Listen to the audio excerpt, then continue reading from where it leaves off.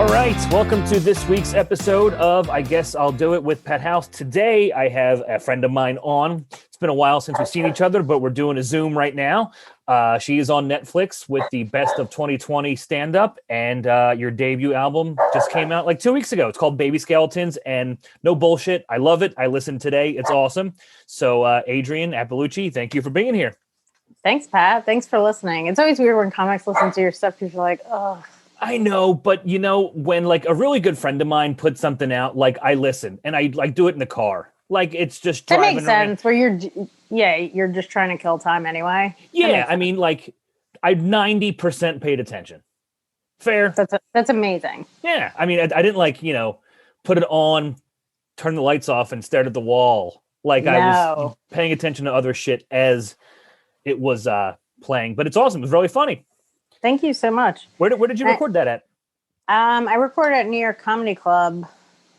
I recorded that 2 years ago, and I was supposed to tape a special last fall, and because of COVID, that didn't happen. So I was like, I'm just going to put this out.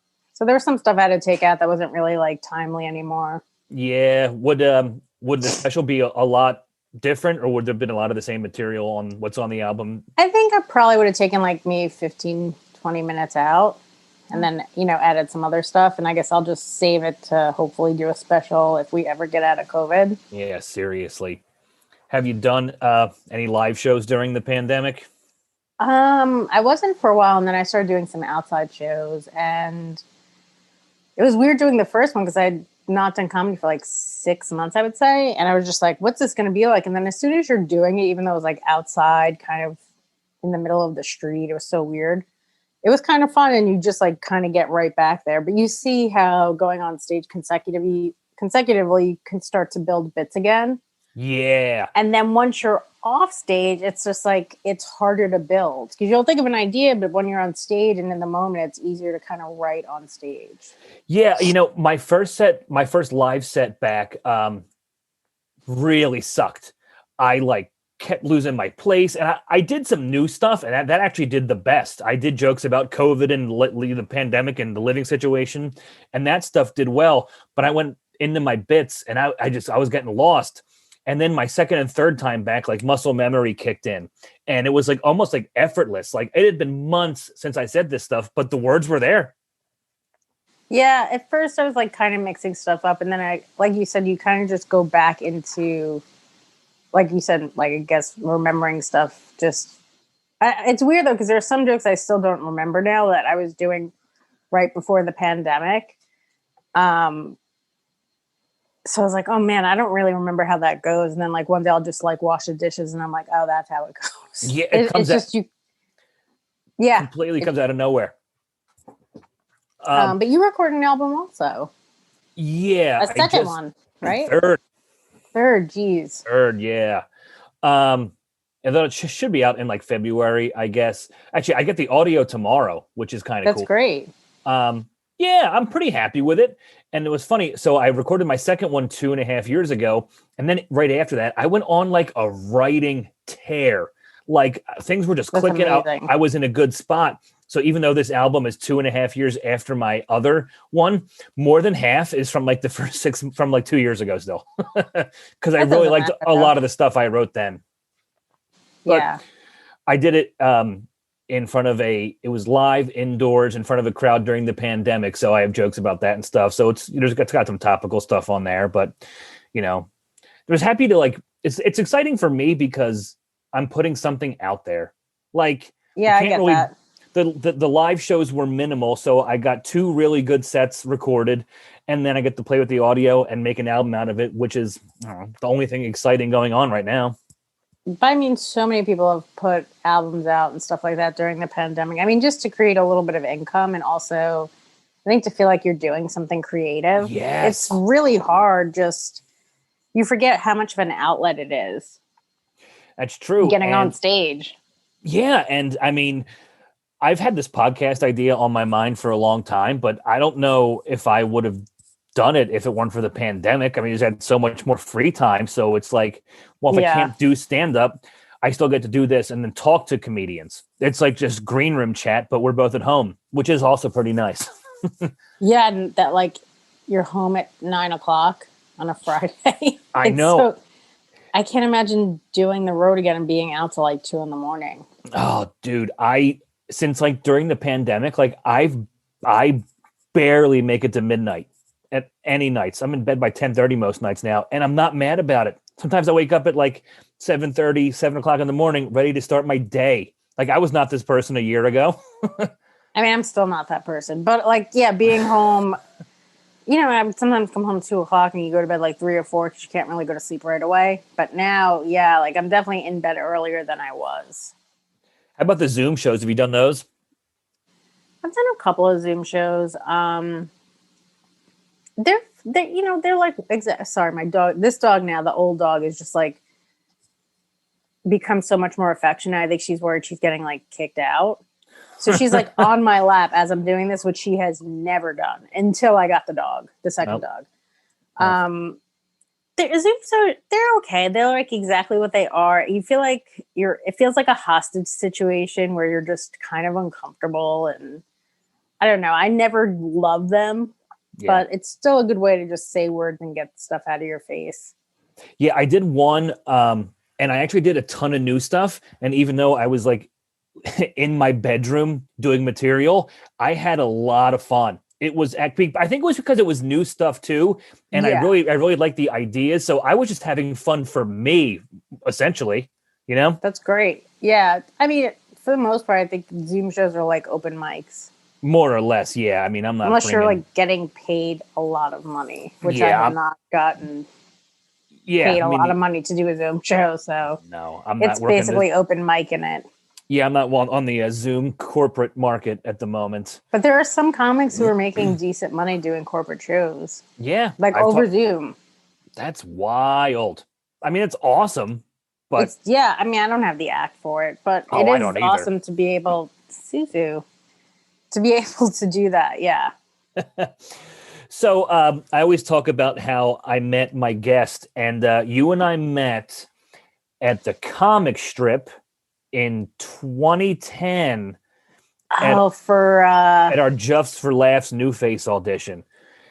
And I remember that show because that was like that was my first time, or maybe second, like actually on like a booked show in New York. Even though it was an audition, I like was booked on that show for the callback, and it was me, you, Mike Vecchione, Sean Patton, Colin Jost, Josh Gondelman, Nick Vatterott, who went up right before you with that huge. Yes.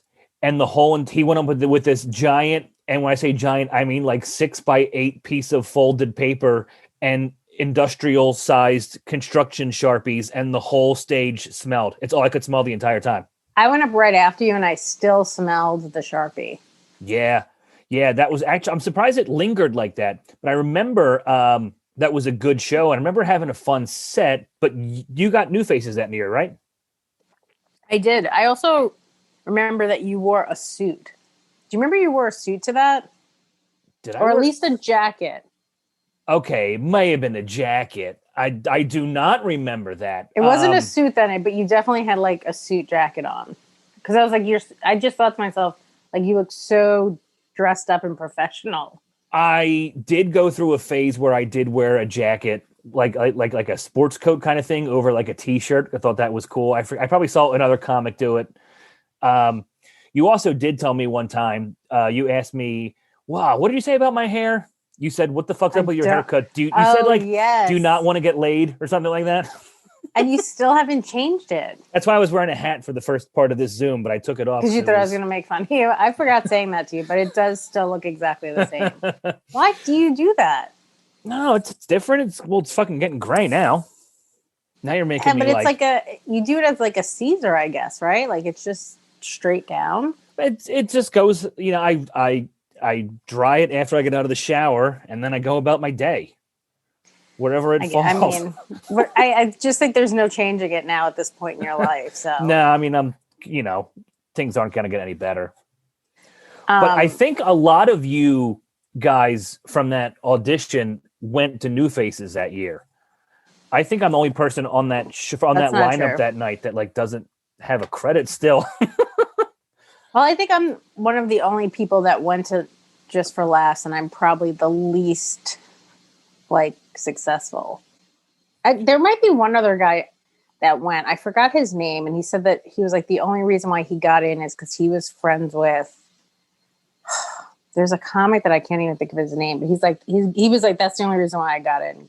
It was a guy that's like pretty successful, but he's not like successful like Chappelle. I can't remember his name. Ah, man, that was I don't remember story. either. But I feel like I might be more successful than that guy, but that's about it. Well, that's where we met, and I remember that show, and it's funny you remember that Nick Vatterott thing too. Did he always do that? Was that like a normal bit of his? No, but I don't know because he's kind of alternative, so he definitely does stuff like that. Mm-hmm. I don't know if that was his normal bit or not. It's a very strong closer. That was a very it's a very strong closer, yeah. Yeah, but so that was 2010, and then I moved to Hoboken in 2011.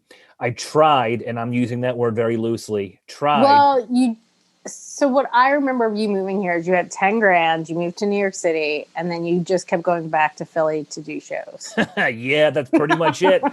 But I will know you and Lance Weiss were the two nicest people to me when I was there because you introduced me to people and you like let me tag along with you to gigs and like, you remember that kind of stuff because I was only there for a year, but you and Lance were the best to me and I still remember that.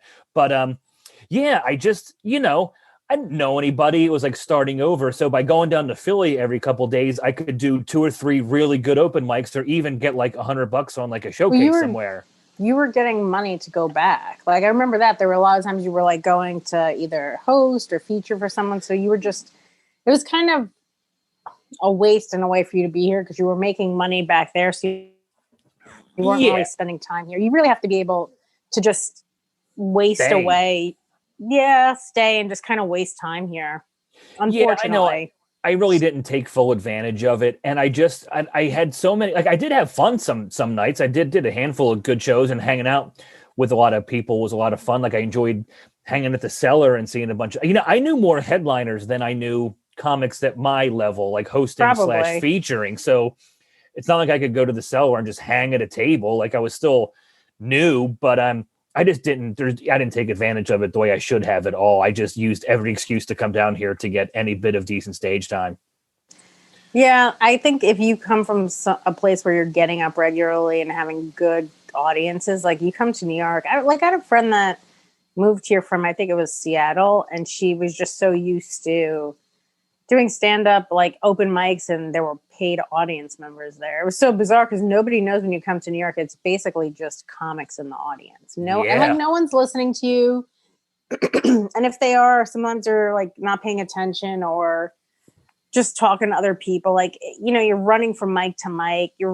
It's so weird. If you can get past that stage in New York City, you probably can be a comic touring. It's just a hard, especially if you don't have any buddies to hang out with. It's just brutal. Yeah, I remember like I would meet like fucking, I don't know, 15 to 20 comics a day, like every day. And I probably didn't even meet like a third of the scene. There's so many comics that just live like in New York City that you don't even know that are just doing like cruise ships or my friend told me this was many years ago. There's a whole bunch of comics who are just doing bringer shows. They only do bringer shows. So I don't know if you call them comics, but there's like a bunch of them. They have big followings that will come out and see them and they'll just do bringer shows. And that's it. They don't do any open mics. They don't do any shows. They just do bringer shows. Oh, I had no idea that market, if you want to call it a market, even existed. It exists, and if you're willing to do it, you can make a lot of money. It's just like, it's so soul-sucking. I would never be able to do it. No. I did a bringer show when I was like a year or two in, and it was violently uncomfortable.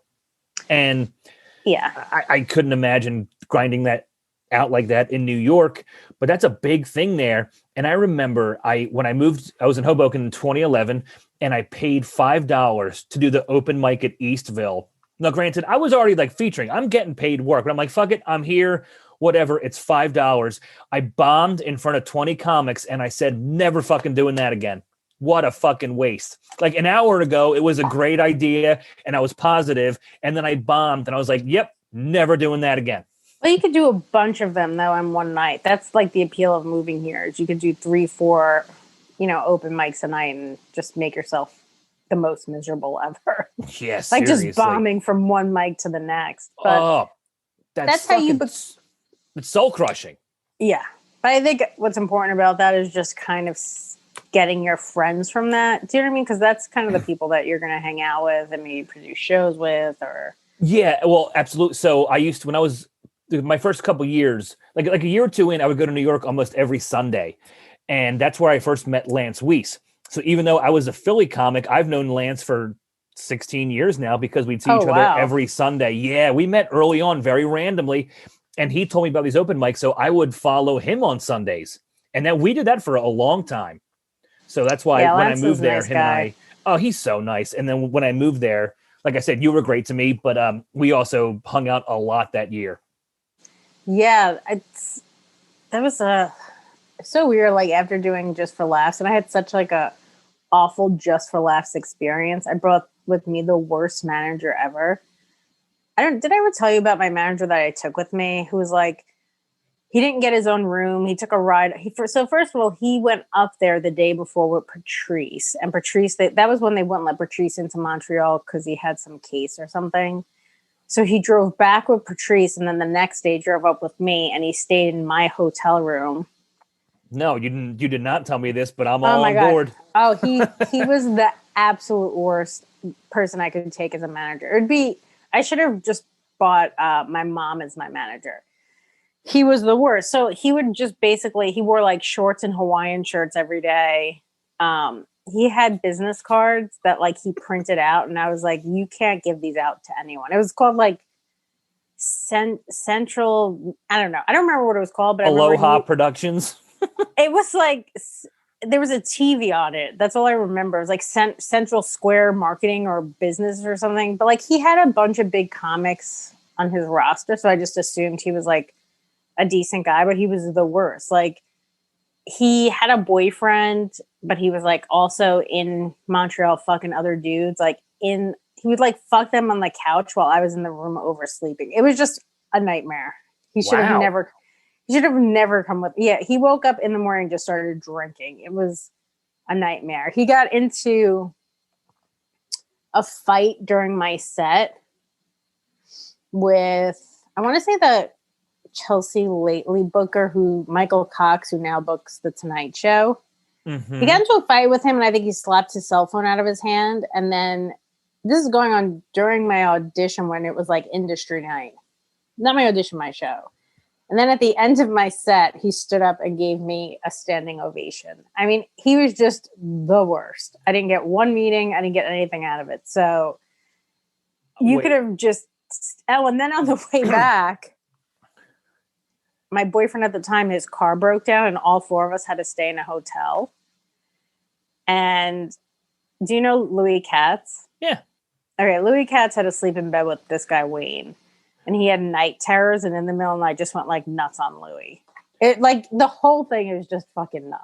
I didn't want to say his name, but that's who I thought you meant by your manager. Oh yeah, Wayne Rita. He was the worst. He was also like dating a very young guy / kid, and it was like weird. Did he managed? Wow, was there CDs? Yes. Was that a block over from the Comedy Cellar? Yes. Or block or two? Yes. Okay. It was at the corner. It was like on McDougal and Bleecker. Mm-hmm. So I didn't get much good stage time that year in New York, but he gave me a handful of sets there, and they were some of the best ones because him and Jay Oakerson were tight, and Jay got me started. So Jay introduced us, and then Wayne was very nice to me because of Jay. Well, he probably also wanted to have sex with you. Wow, that never came about, but he did send me free drinks all the time. I remember not paying for a lot of drinks there. He's probably trying to get you boozed up and fuck you. So how long have you been doing stand-up now? I don't even know. February will be 17 years. It's so crazy. I'm doing comedy for almost 17 years. Dude, we're in the same boat. So you'll be 17 in February. I just turned 16 in October. So you're only 8 months ahead of me. We're in the same boat. So the whole premise of this,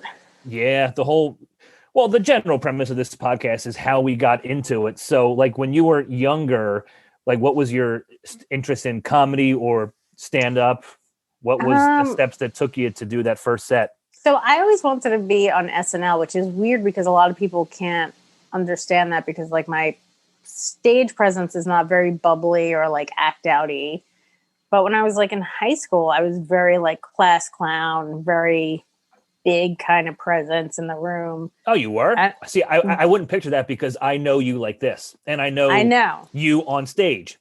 Right. And then everyone kept telling me if I wanted to do that, I had to do stand-up first. And my mom had done stand-up a couple of times when I was like, 18 years old. She had done little stints of stand-up. Like maybe she would do 6 months, then quit. Or I remember one time me and my dad took the bus down to go to her bringer show.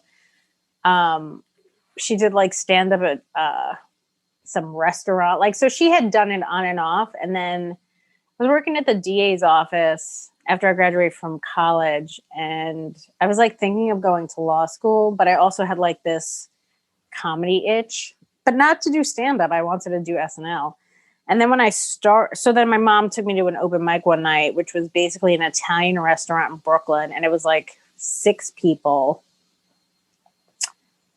And it went well. And probably if it didn't go well, I might just have a nice, normal life right now. Do you know what I mean? Like it went well, so I kept doing it, and then I just bombed for so long. So so you went with her, like knowing you were going to do a set that night? Yeah, and I was so nervous. Did your mom also perform on that same show? She did perform on that show also. That's she did so pretty well weird. too. Yeah, that's just. I mean, there's a buddy of mine in Spokane, Ryan McComb. His dad does stand up, and they're both pretty funny. And we met up after a show, and it was me, Ryan, and his dad. And we were all sitting at the bar having a beer. And it was so weird to just see a father and son talk about their sets that they had that night. I mean, it was cool, but I have never in my life seen like that dynamic like that.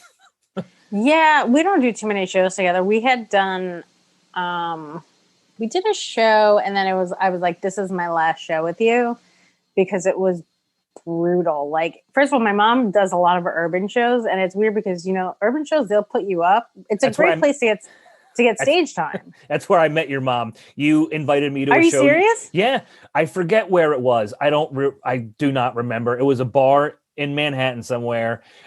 You invited me to it to, I guess, meet people or whatever and hang out. And your mom was also on that show. Okay, this was a different show though, because this was in the Bronx. So it was an urban show. It was an urban show. My mom had like all her old lady friends there. And, urban shows don't start on time, and they're old. So they want to go home, and they just start like chanting during another person's set, "We want Debbie." And it was just like, I was so embarrassed by that. And then she went on stage and talked about me. And I was like, okay, this is my last show with you. We're not doing that again. So, because then also the host brings it up too, and it's just like everyone thinks it's such a kitschy, fun thing, and I don't think it is. We Want Debbie isn't even like a rhythmic chant. It doesn't follow the syllables. I guess we want Debbie. I don't remember. It's just like all these white old ladies who were in a black urban room chanting, and I was like, never again. I'm done. Yeah, that would be the deal. Now, what was I going to say? My mom would also quit too. So my mom would like do stand up, quit. And then once she seen me get a couple of things, she started doing it again, like full time, not full time because she doesn't have a day job. So like she's able to do it as much as she wanted, but then she didn't quit. She would just keep quitting. And then when she saw me get like, when I get like Last Comic Standing and then Montreal, she was like, oh, I guess, you can keep doing this and maybe get stuff. Wasn't she on The View? She was on The View. Yeah, yes. I remember that. I absolutely remember that. Do you remember any of your first jokes from that first set? I remember one joke was about, I was working in the DA's office in the South Bronx and getting pulled over for not wearing my seatbelt. And I think I said something like, I got pulled over. Meanwhile, there's a guy just dealing drugs right on the sidewalk. And I got like pulled over by the cops. That was like one joke. What was the other joke? I don't remember. Something about McDonald's though. And like being online with like the cashier that didn't Something about wanting to go to a fat cashier because she would give you a lot of French fries. I think something like that. Did you did you get kind of hooked from that first one since it did go well? I did. I don't think I did it for like a week or something because I had that weird DA job, and then I started doing it consistently. And I was going to places like, I don't know where I found it. I guess like online. It was called Collective Unconscious, and it was the most eclectic, weird people it was a mishmash of stuff. So there was like songwriters and poets, and like you could just go up there. Like there was one guy that had elephantitis, which is like huge balls and Huge like a nuts. tiny dick. Yeah, I mean huge balls where I didn't even know what it was. And like he would hang out the whole show just naked, and then finally they'd have an intermission because the show was so long, and they'd be like, you have to put your clothes on and can only go on stage like that. But like you could do whatever. It was just the weirdest place. And I remember going there. It was on a Sunday night. And it was a raffle, so you put your name in the thing. And I remember I got called pretty early, and I signed up to be like number 27. And I was just there for like 3 or 4 hours, and I was like, this is nuts. But I think I just kept doing it. Yeah, you're like, this is nuts, and I'm going to do this every night for the next 7 years. Well, I was talking about it recently with someone, and I was like, I think if I had a better childhood, I would have probably been like, this is not good. I'm like, this is not a real way to lead a normal life. And I probably would have quit. But I think 3 months into doing stand-up, started dating a guy who also started doing stand-up. So like we kind of then started a show together. So like that also kind of helped us stay in comedy for a while. Okay. So I can't even say I failed the New York scene because I didn't even try. But since you started and are still there, like what were your some of like what good mics were you doing? Like what spots were good to you, or what spots did you like way back when? Okay, so I don't know that there were such great spots. What I started doing is I started interning, and I did a couple of different things. So I would seat people on a Friday night at like New York Comedy Club or the Improv. I would seat people for like 7 or 8 hours, and then get a 5-minute spot on a show during the week. And then sometimes that show would get canceled. So you basically, and that happened to me a lot, but there were also a lot of times that the shows were good and I was doing stand-up just for those 5-minute spots. So like I figured a way to kind of get out of the open mic scene about 3 years in by doing like interning. And then I also would like, there's a thing called barking where you basically hand flyers out to people. And I was so bad at that. Just for hours, you're like handing out, handing out stupid, like as soon as people didn't want to take it, I would just get nasty. So I was not good at that, like handing out flyers to people and being like, well, fuck you. And of course, anyone's doing that now. I never take stuff from them. So I totally deserve them just not talking to me. But you're just basically trying to get people into shows. I mean, like, I know so many comics have done that, but I remember seeing comics do that in New York, and I was just, I just couldn't. I just could not see myself doing that. I was at the Borgata last year before COVID, and I was walking through the Tropicana in another casino, and there was people barking in there for the show there that night. I think I've done the Tropicana too, where it's like, I don't know which room because they have several rooms in there, and there were people barking for different shows. Yeah, there was also multiple shows going on at one time. Yeah, there was a lot going on there, but I remember I don't even know if I ever barked for a show one time. I want to say no because I don't even think I could. I'm so uncomfortable all the time anyways that I really don't think I could. I did it. I did a lot too. I did it there. Then I did it. I barked with my friend Fariaz, and I remember him. Yeah. So me and him also interned together at New York Comedy Club. That's how we kind of became friends. And then we interned outside of Ha Comedy, where they did like 8 or 10 shows a night. So you could just kind of get on a bunch of shows just by like barking to people and trying to get them in. So I did that. I did like a lot of like barking, interning. I interned for years. I mean, probably 4 or 5 years. Where you're just Friday and Saturday giving up your whole entire weekend to go do that. What was the first club you got into in New York? I don't know, because I think I got passed at the Strip, but then never got spots there. Yeah, I've heard that from a lot of comics, not just at the Strip, but at places in general, about the club passing you, and then like nothing really comes of it. Yeah, I think I got maybe a couple of spots there. And then when the Stand opened, I worked there a lot. And then New York Comedy Club, I worked. And then the Cellar, I got passed at, I want to say 4 years ago. Oh, nice. I remember us talking about the Cellar when I was up there 10 years ago, just talking about how awesome it would be to work there.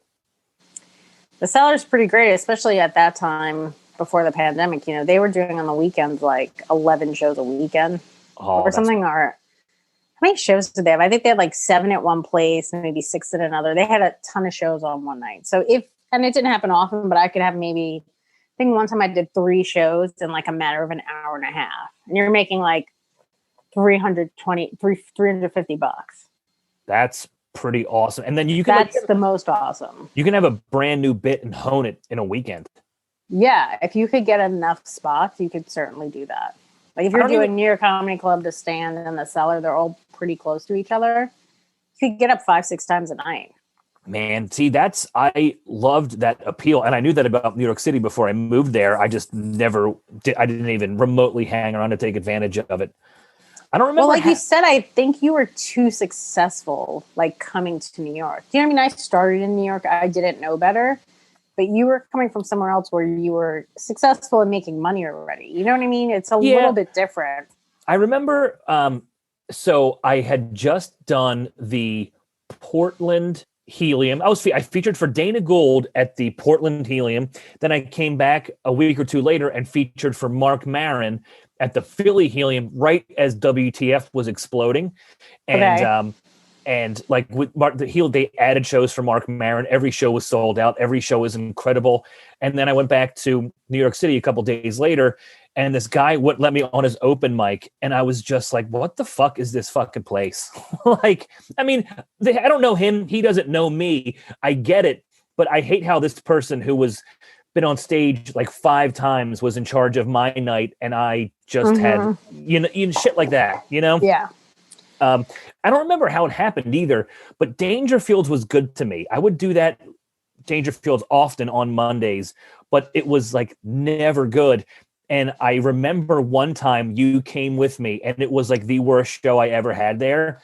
And Dangerfields is pretty rough just in general. And now it closed. Yeah, I know it closed. I vividly remember bombing on stage. Like nobody in the crowd spoke English. It's going terribly. And I swear to God, all I could hear was you laughing. Like you were trying not to be loud about it, but that's the comic treatment you get from the back. Yeah. I mean, when your friends are eating it, you enjoy it.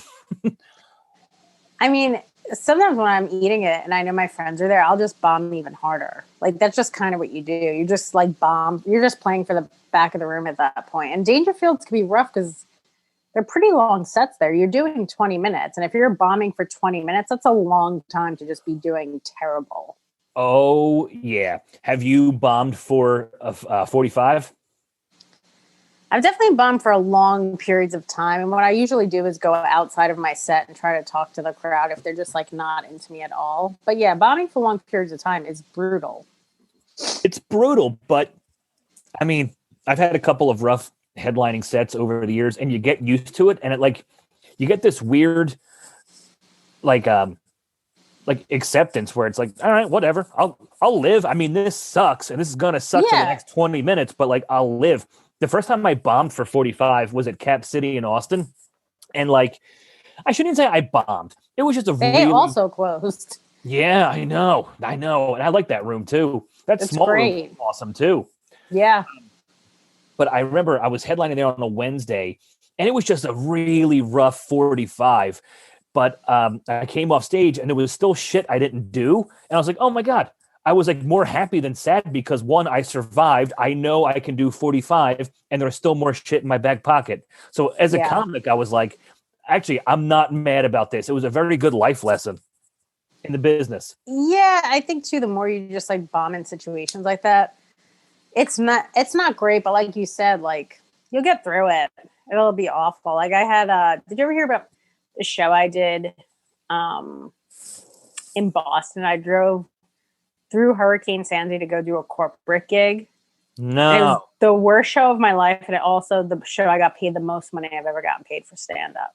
Wow. Well, sometimes the shittiest gig are the best paycheck. I've heard that from a lot of people. And I could I've see that, experienced yeah. that. I've experienced that here and there. Sometimes the pay is incredible and it is horrendous. Well, I instantly didn't think I was right for the gig. I got booked out about a year in advance. It was a corporate gig at the Heinz Convention Center in Boston. And it was for the people who were trying to get money for like this domestic violence shelter. So already you're like, and it was like in the middle of the day at like 12 o'clock. You're like, I don't think I'm right for this. And like my manager at the time was like, no, they contacted me. They know what you do. They follow you on Twitter. And I was like, okay. I mean, I don't think I'm right for this, but I'm not going to turn down. I think at the time it was like $5,000, which was like a lot of money. I wasn't even doing stand-up full time yet, I don't think. Yeah, I think I was doing stand-up 7 years, maybe 6 years, or maybe 7 years, 8 years, and I was still had a day job. And so it's hard. It's like Hurricane. I asked to speak to them ahead of time because I was like, I want to see if there's any stuff I can't say. So I talked to them. They were like, I was like, is there anything you don't want me to talk about? They're like, just, don't be political. And I was like, all right, I don't really know a lot about politics anyway. I was like, I think I'll be fine. I was like, I really don't think I'm right for this show. Like I said that to them and they were like, no, we love you. We love what you do. We love that you're honest. They're like, we had this woman come last year that made up this whole life about being married and having kids, and she didn't have kids or was married. And I was like, that's bizarre. But I was like, okay. So I go there, and it's not like it's a comedy show. They're going up beforehand, begging people for money for the shelter and talking about somebody basically getting attacked, and then they just bring me up. It's like the worst setup for stand-up, and it's like everyone's wearing suits. Like old ladies with like those, like dress suits, like, pastel colors. Like, so I'm supposed to do 30 minutes clean. I get on stage and I think about 7-8 minutes I get lit. Like I see people are like upset. They're walking to like go get the head person because they're not happy with what's going on. Like they were very upset. Like I don't even remember the jokes I did at the time, but I know one of them was definitely a morning after pill joke. So anyway, I get lit. I'm like, there's no way like 30 minutes has passed. So I just keep going. So then I got lit again. And I was like, I think it was like 18 minutes. And I was like, all right, well, I guess I need to get off. So I got off stage and I didn't do great. Like I was doing pretty bad up front and then I kind of got them. But like it was known that everyone in the audience was upset. Like people were like going to find the head person or leaving. Like there was a lot of movement in the room. So someone went on stage after me and was like, we do not approve of these jokes. And then like everyone attacked me. This lady was like, you might have just lost this for us. And I got screamed at by everybody. And I was like, you guys came to me. Yeah. So I was also sick and I literally drove through Hurricane Sandy. It was that day.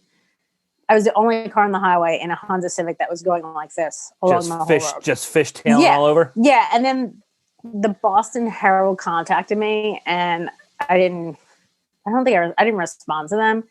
And then the people at the actual thing were like, she sandbagged us. She tried to lose this for us. She goes, those jokes might've worked at a club, but these were fancy women with expensive shoes. I mean, it was just like not the right mix. And they were like, it sounds like the worst demographic to entertain. Oh, the worst. And then they were like, we don't know if we're going to pay her. And they did because they had a contract, but I think they just said that. And what's funny is someone in the comments was like, I was there. It was funny. They were like, you have somebody, I don't know who their like political people are there, but they were like, you have somebody who's like a politician of a Democratic nominee. And like, they're like, the husband wants girls to be able to get abortions at like 14 without their parents. They're like, and you're upset about a morning after pill joke. They're like, these people are hypocrites. And it was just the worst. It was like the worst experience, but I did get $5,000. Well, did you have a follow-up with your contact? The woman you talked to before the show? No, because I did not have a follow-up at all. I think probably they talked to my manager, but they just didn't want to be held accountable. They lied. They said like, they liked my family stuff. And I was like, what family stuff? What family jokes have you heard from me that you liked? Because I don't even think I had any family jokes at that point. So do you think they had the wrong person? No, I think they thought I think they thought I would do well in front of the audience and people wouldn't be offended. And I think once that happened, then they just blamed me. Oh, so you did about 18 minutes out of 30? Yeah. Okay. Which I mean is not that bad. No, just a little more than 50%. Well, I was willing to bomb for 30. Do you know what I mean? That's the thing. It's like, I will bomb the whole time. I'm willing to do that, but you guys can't take me off and not pay me.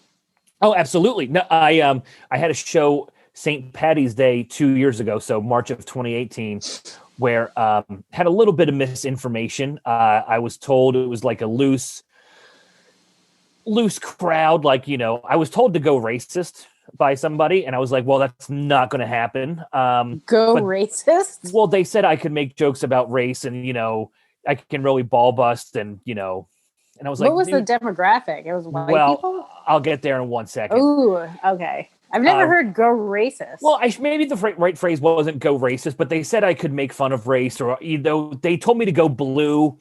So I get to this gig, I'm wearing jeans and a button-down t-shirt, and everybody is wearing suits and ties.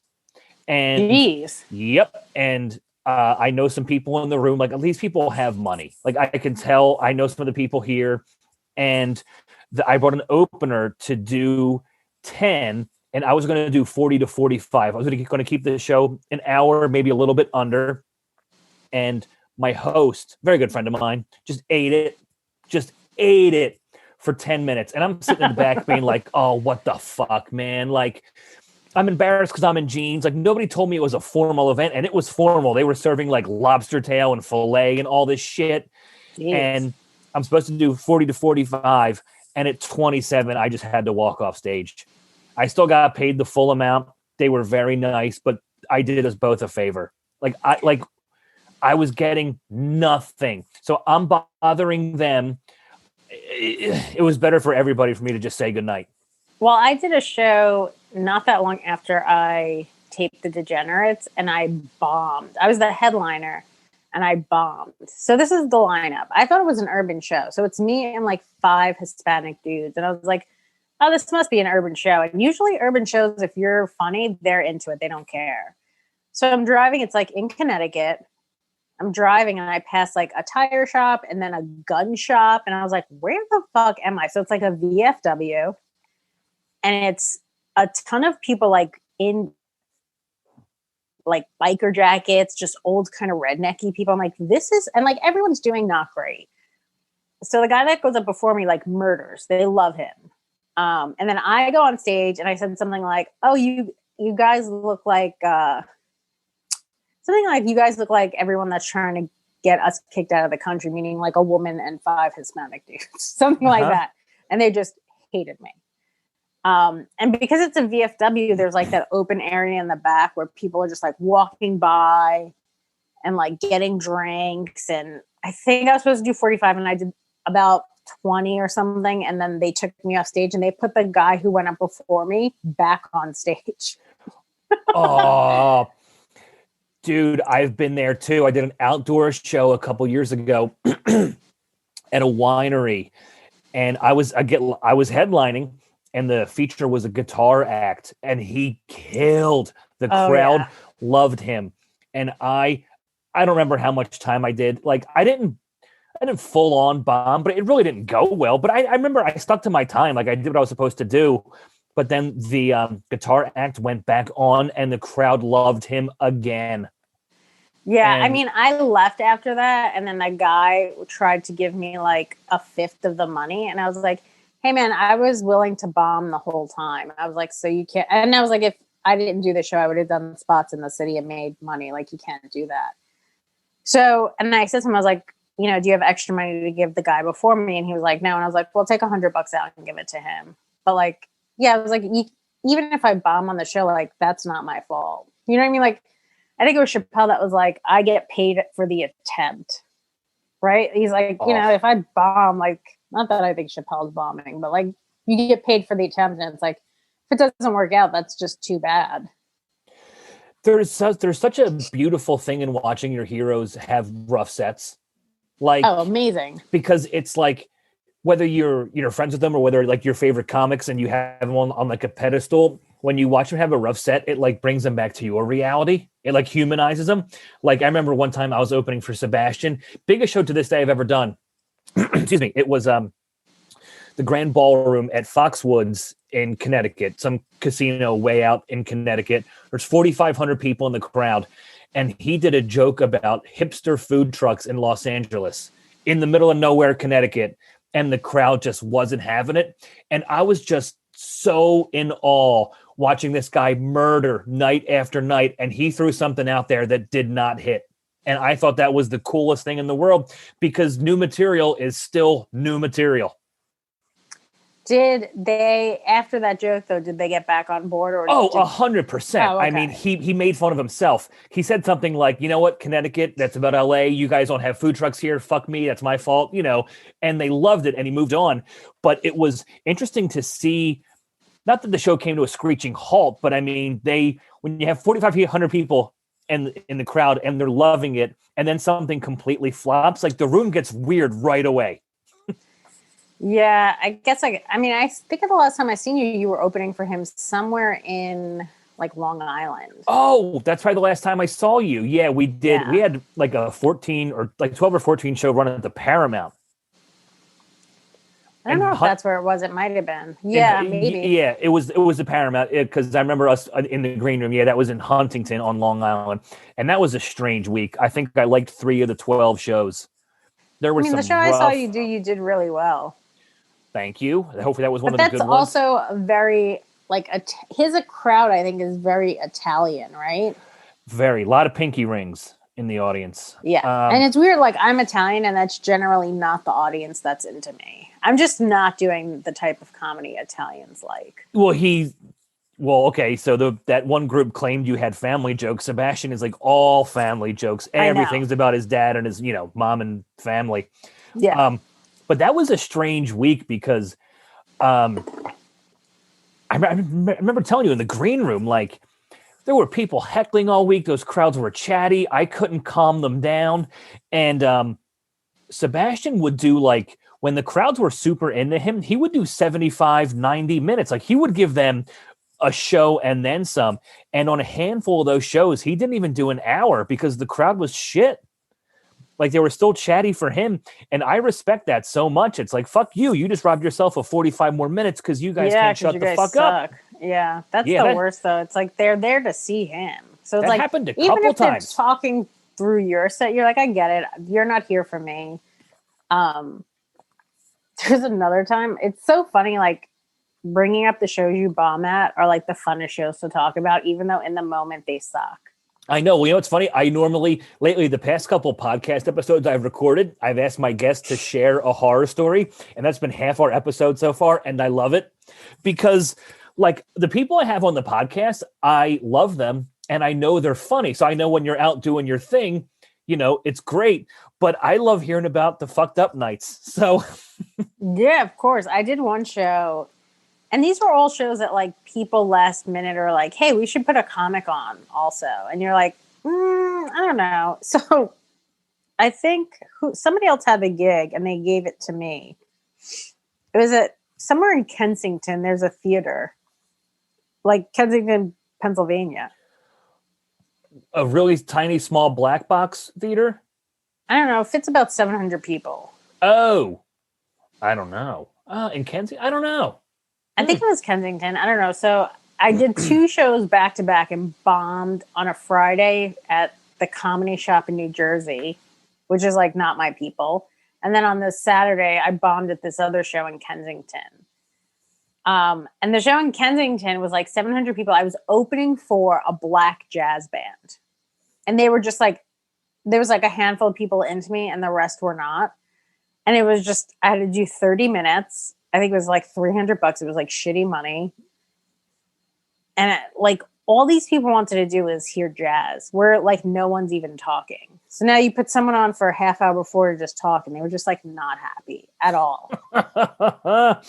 I remember the first time I was pretty new to comedy, but I was probably like 3 or 4 years in. And Vinny Brand called me and asked if I could open for Jim Brewer at the Stress Factory on a Tuesday. And I could. So I'm really excited. Never met Jim before, never worked with him. So I'm really excited.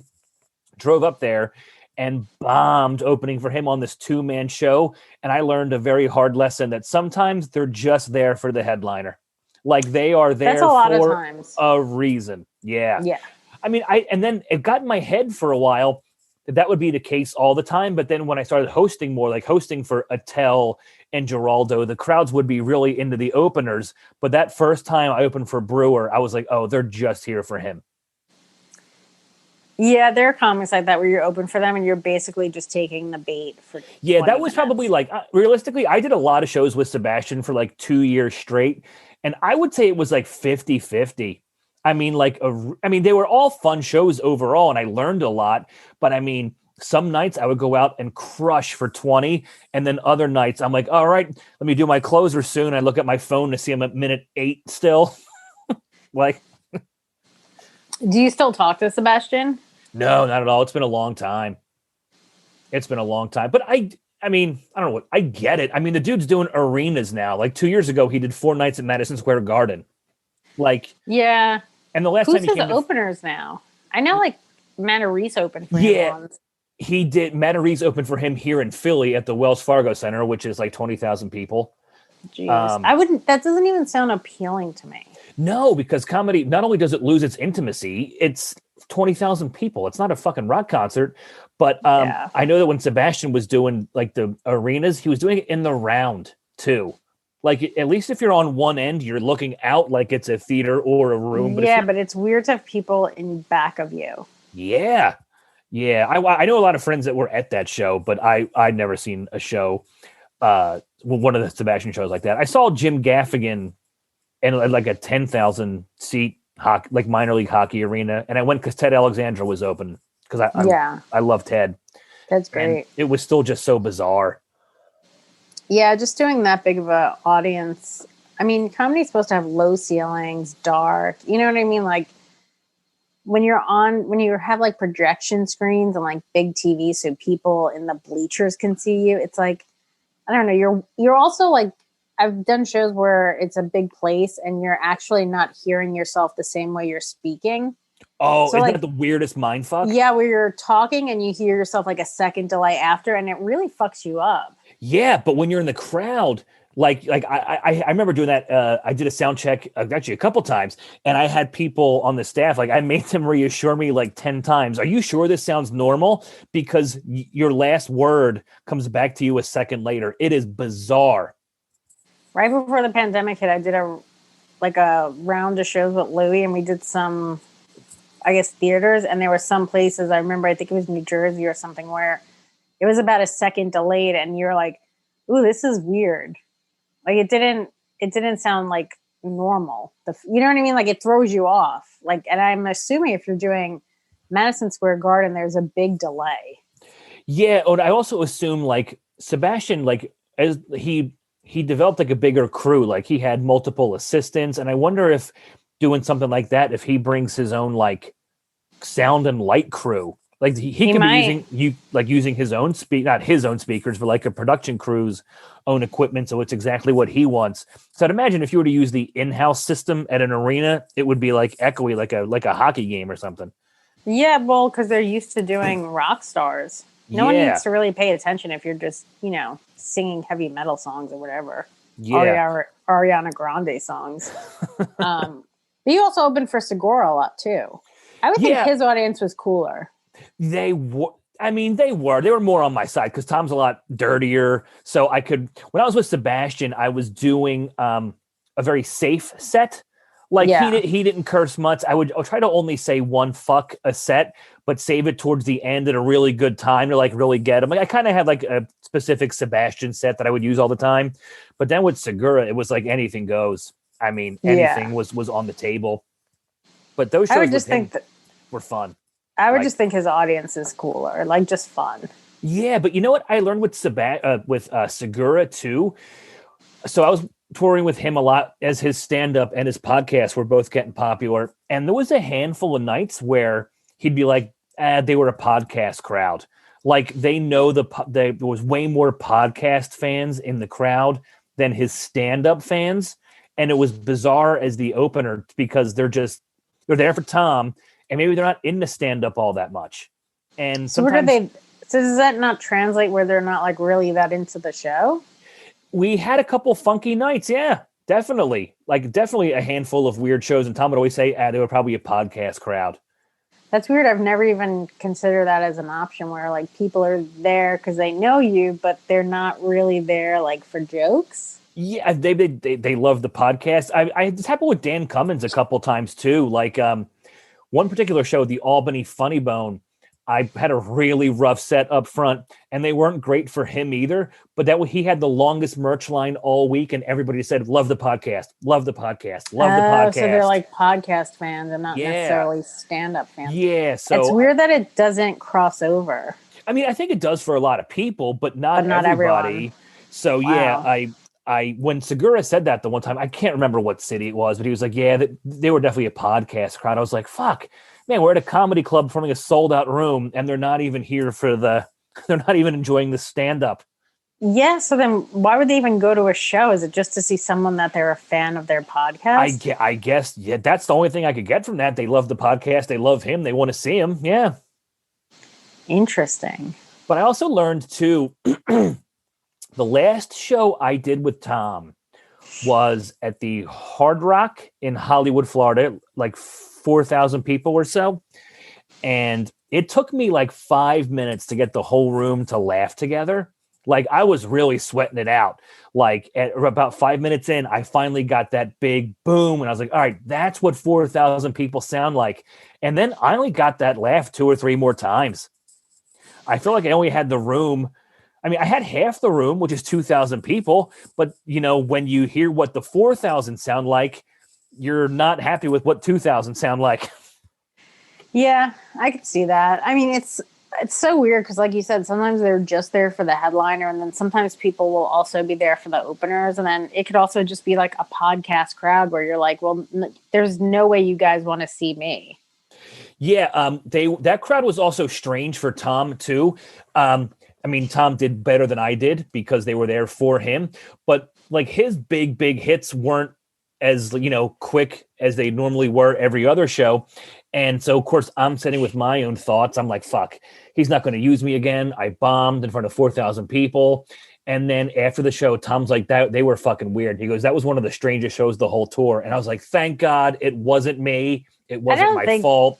I don't think somebody ever just gets fired from like not doing one show that's great. No, I understand, but I mean, I'm still with my own thoughts though. Like I'm like, yeah, I didn't do a good enough job to set them up, but they were strange for him too. And we had a couple shows that week in front of smaller crowds, like 1,000 each, and I would take any one of those crowds over the 4,000 seater any day. Yeah, like, bigger's not always better. I don't think like a big huge crowd is the best. Because like you said, sometimes they all don't laugh together and you're just waiting for pockets of the crowd to laugh to go on with your set. It's not a great rhythm. Yeah, yes, there was a couple times where like if you have a really solid tag, you can't even do it because they're still laughing in waves and the moment's done. The timing's gone. Yeah, I guess like that's the way to make the big dollars is do these theaters, and just keep touring. But it is definitely like the not pure, like I don't think it would feel like the purest way to do stand-up like in a club. Like in a club setting where it's like 250, 300 people, like that's like probably the best. Oh, that's crowd. absolutely. Especially if they're into you, but like that many people is great. When you're like over 1,000 people, it starts getting like those weird clusters of people laughing at different times. And I don't know. Yeah, it's straight. Yeah, bigger is not always better. But I used to there's been so many times where I was excited to do these big shows only to be like, man, that was okay. Not as fun as advertised. Yeah. I get that. Your Degenerate special was awesome. Were you happy with it? Because I loved it. Yeah, I was happy with it. I really liked it. Did you guys all tape the same week? Yeah, we did 2 shows the same night. Okay. A 7 and a 9. Okay, so you had... I think it was 7 and 9, or maybe 6 and 8. I think it was 7 and 9. Yeah. Okay, so you did 2 shows in one. Did you use one special, or did you combine them both? I think the first show that everyone did, I was like, oh, that was really good.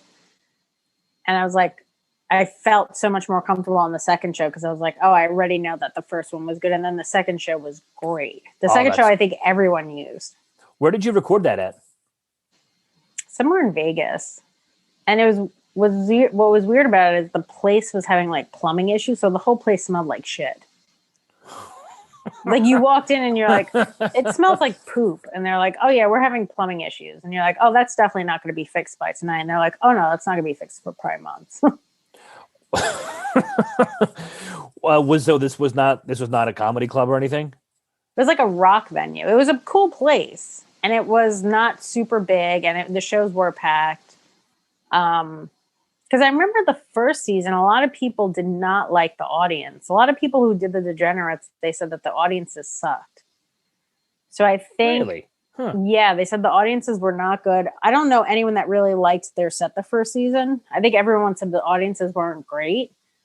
And then they used the same woman, but she was actually on my flight home. The lady that did like the booking for the club, she said that she threw out that whole list and started over.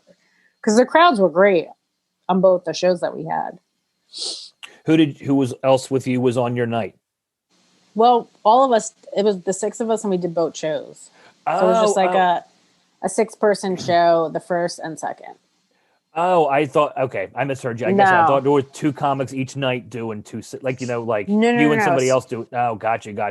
No, we all did 15 minutes. So I think they did, the first season was a half hour and a lot more money. And then the second season was 15 minutes. And half the money of the first season? Not even half, a fourth. Wow, for everybody? I don't know. I think some people that are bigger than me got paid more money. I don't know for sure, but someone's manager slipped and then my manager was like, that's not true. I think she just didn't want me to go nuts. So she was like, that's not true. But I get it. I was like the least well-known person on the show. So it is what it is. That's awesome. You're on the best of 2020. That's really cool. It is cool. I'm also like the second to last on that. I think Netflix just doesn't really like me. I don't know. I'm not sure. You were my first like friend to do Letterman. Like I've known a bunch of comics that have been on Letterman and worked with them, but you were my first friend to do it. Does that memory still make you happy? I'm glad I got to do it. I think the show only went on for like another year or so after that. So I was glad, like, it's like a notch on your belt, but I don't think it really did anything for me career-wise, really. Mm-hmm. Maybe helped me get some more spots in the city, but like I couldn't really like tour. You know what I mean? Like that stuff doesn't really do stuff like that for you. Oh, I know. And I don't think it has for quite some time, but just... No. It was cool to do. And he was nice to me. I thought it was cool. I got to sit like on the chair or whatever at the end. Yeah, that's awesome. I grew up like one of my early comedy influences. I remember watching Letterman as a kid. So that was so cool of me to just, you were my friend on Letterman. I thought that was the coolest fucking thing. It was really cool. I'm glad that I did it. And I really liked that set. And I had to fight for those jokes. Anything I do, I always have to fight for the jokes I want to do. Was that through Eddie? No, Eddie had gotten canned at that time. And this was after he said women weren't funny or something. Yeah, so, I remember that. Yes. Yeah. So I think they made a push for women. And my process was like a year and a half, though, to get on. Man. See, I don't think anything in your set there I've watched your set a couple times over the years. There's nothing in it that's bad for television. What the fuck do I know? In that set anyway, but I mean, so I was working with somebody, there was 3 bookers and I was working with this one guy, Ryan, and I would ask him if a joke was okay and he would say no. And then I would ask him 2 months later and he'd be like, yeah. And I'm like, how come you said I couldn't do this before? And he's like, well, it just depends what we've gotten in trouble for that week. And you're like, that's hard to build a set around that. Oh, so I have to check in with you every couple days to make sure So what happened is Liz, my good friend Liz, that's comic Liz Neal. Okay, so I never say hi. I don't know her well, but... Yeah. But she had one of the other bookers' emails, and she was like, hey, she just had a baby. You should follow up with her and be like, hey, congrats. And then that lady was like, hey, we should give you a date. So, like, if I didn't do that, I might have never even gotten on. Because, like, she's the one that pushed my set through, whereas the other guy, Ryan, I think was just scared to get, like, any of my jokes on. Oh, wow. So it was as simple as that, just an email, huh? Well, I think she was just like, I know we've been talking back and forth for about a year. She was like, let's give you a date. That's pretty awesome. Yeah. Like, I think I had to send her a set of my, like, the jokes I wanted to do. They moved the order of some of the jokes because I think they thought they were a little, like, they wouldn't let me open with the baby carrot joke where the punchline is about being blind. So they made me move that joke because it was too offensive to start with. And then they wanted me to move the female cop joke because they thought that was offensive because the tag was about getting stabbed. And I was like, well, that's my closer. I can't really put it in the middle of my set. So I was like, can I, instead of stabbed, I was like, can I just say robbed? And they agreed to that. But like, yeah, I don't know. Did you ever use choked as the punchline for that joke? I think I did. I think I remember you doing it that way. That's one of the jokes I remember stabbed, you choked, doing. Robbed. I think I changed it a bunch of times to see what would work best that wasn't as offensive. What's your favorite one of those? What do you think's the funniest? I don't even know. Maybe probably stabbed. I like choked. Stabbed or maybe choked. A choke's just a funny word too. It is, and it's like a better visual because you just imagine somebody like just getting their neck ringed. How's your 2021 looking? You doing any live shit on the calendar?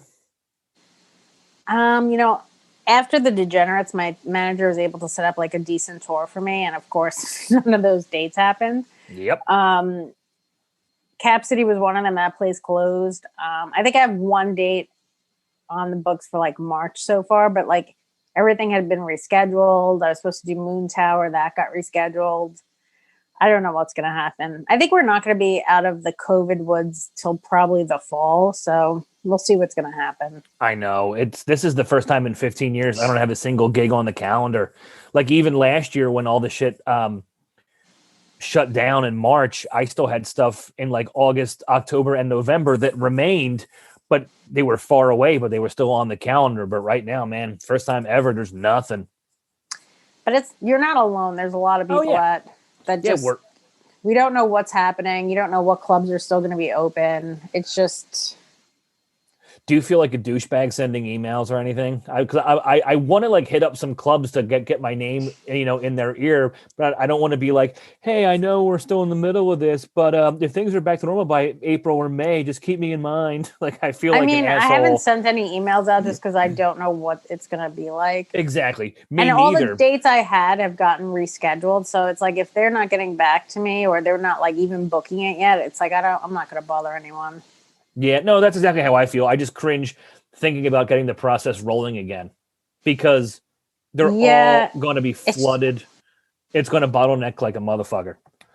Yeah, and also I think some of the bigger comics might be doing smaller rooms at first, so we're all going to get kind of just that's for a moment. How it's been going the past couple months. I mean, even like people like Brian Regan did all the heliums, like. He's a major theater act, and he's doing the half-capacity comedy clubs. Yeah, I mean, I guess that's what's going to happen. They're going to take that person who can definitely fill it at half capacity over me or you, who could maybe get 25% in. Yeah, seriously. I headlined Helium I headline Helium the second Tuesday and Wednesday in November every year. Just became a thing. So for the past couple of years, I headline those 2 nights every year. And because of COVID, one show, 30 people. Instead of 500, it was 30. Yeah, I mean, And they were a good 30. To anybody who's listening who was there, I appreciate it. I had fun. That was a great show. But man, was it different to walk out there to just 30 socially distant people. Socially distant comedy is not great. No, but I have had a couple fun shows, though, both indoor and outdoor during this, as long as the crowd's into it. I've had a couple of shitty crowds, mostly small ones. I know one of the clubs was doing shows on like a rooftop, which was kind of fun. I've done a bunch of rooftop shows, which are interesting in New York City because it's loud. Like sometimes there's sirens and you're just competing with so many different elements in New York City. Like one was right by a train station and there's just like a train going like, 10 feet away from you. And you're like, do I just keep talking while the train's passing or do I wait for the train to stop? It's just like, it's bizarre comedy territory that like nobody knows what's going on. It's just kind of got to just roll with it and see what happens. Yeah, I did one rooftop show in Philly. It wasn't it we were pretty high up. It wasn't loud, but it was definitely just bizarre. There was like bugs. Like there was just Makes sense. so many things going on, but it was a lot of fun and a couple good indoor shows too. But I've had two really shitty crowds indoors where it's like the crowd didn't even try. Like it's a pandemic. This sucks. It sucks for everybody. But you're in a comedy club. Could you just try? Yeah, I did a show that I didn't even know was indoors in Jersey. I got paid $60 on a Saturday night, and I had a bad set 'cause somebody in the audience was like talking through my set and wouldn't shut up. He was just going on and on about Trump, and I was like, "Hey, man, why didn't you talk through the guy set? Like you're just talking through my set because you kind of don't respect me." So like it was weird. The whole thing was weird. And then going home, I saw my friend this. You ever feel so bad about yourself? You see those like billboards on the side that's like, it'll say something like, God can help. And you're like, I almost considered it. I was like, what's the number? Maybe I will give it a try.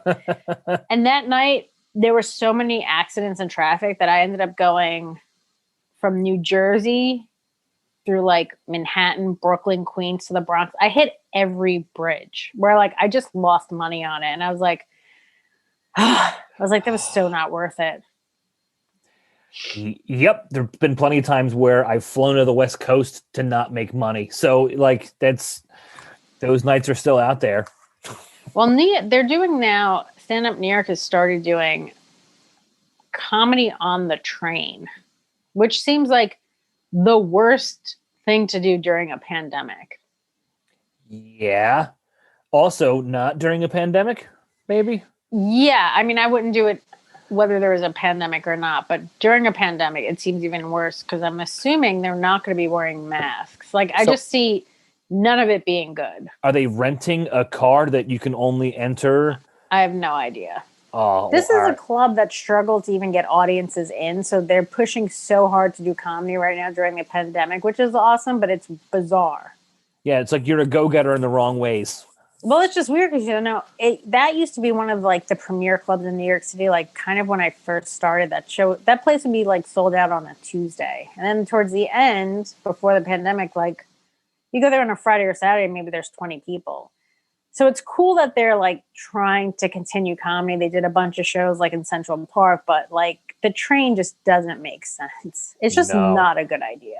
And speaking of, like, you were talking about outdoor on a rooftop, like a train is nonstop screeching.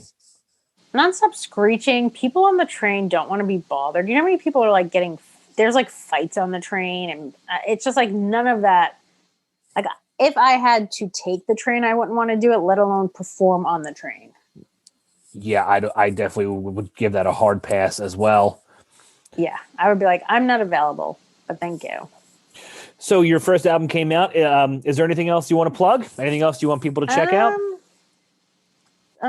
Baby Skeletons, Vadge podcast, watch the Degenerates. That's about it. Well, that's awesome. You got the album, you got Netflix. That's awesome. Thank you for being here, man. I appreciate it. Thanks for having me. Yeah, of course.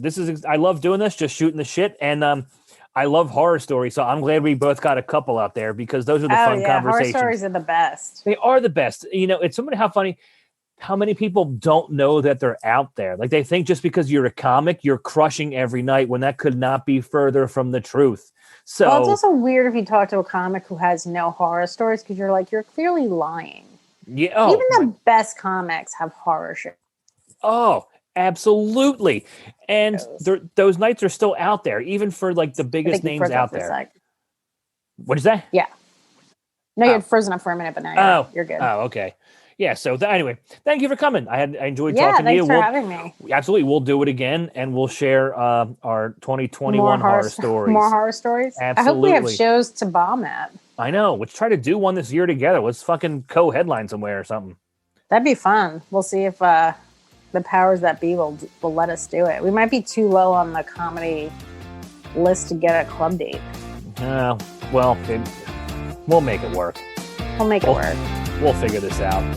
All right, Adrienne Iapalucci, thank you. Thank you.